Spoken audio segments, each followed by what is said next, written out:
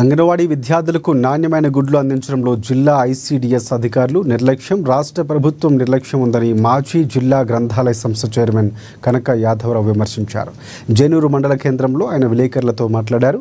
అంగన్వాడీ విద్యార్థులకు గుడ్లు, ఇతర ఆహార వస్తువులు నాసిరకంగా ఇవ్వడంపై మండిపడ్డారు.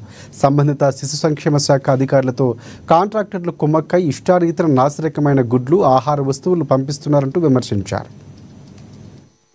పర్యవేక్షించడం వల్ల కేవలం కార్యాలయాలకే పరిమితం అవుతున్నారు కాబట్టి పూర్తి స్థాయిలో గ్రామ స్థాయిలో అంగన్వాడీ కేంద్రాల్లో ప్రతి సూపర్వైజర్ కానీ సిడిపిఓలు కానీ పీడీ పర్యవేక్షించి మరి అక్కడ గుడ్లు ఏ విధంగా అందుతున్నాయి, నాసిరకం అందుతున్నాయో, మరి కాంట్రాక్టర్ గారు ఎటువంటి గుడ్లు పెడుతున్నారు, అదేవిధంగా ఆహారానికి సంబంధించిన నాసిరకమైన అనుకోండి పప్పు ధాన్యాలు కానీ ఇంకా ఇతర బియ్యం కానీ ఏ విధంగా పూర్తి స్థాయిలో పర్యవేక్షించాలి. కానీ ఇక్కడ ఉన్నటువంటి జిల్లా ఐసీడీ యంత్రాంగం కేవలం మొద్దుమిత్రులు ఉన్నారు.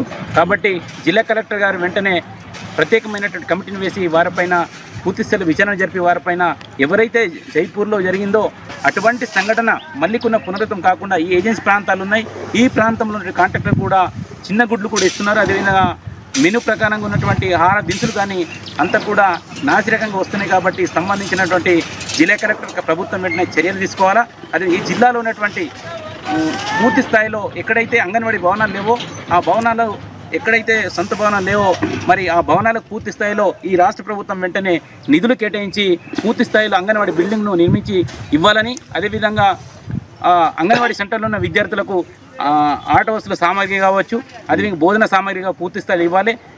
పూర్తి స్థాయిలో ఎక్కడ కూడా టీవీలు కానీ ఇతర ఆట వస్తువులు కానీ ఎక్కడ కూడా పూర్తి స్థాయి లేవు. కాబట్టి పూర్తి స్థాయిలో అంగన్వాడీ సెంటర్లను మరి పూర్తి స్థాయిలో మంచి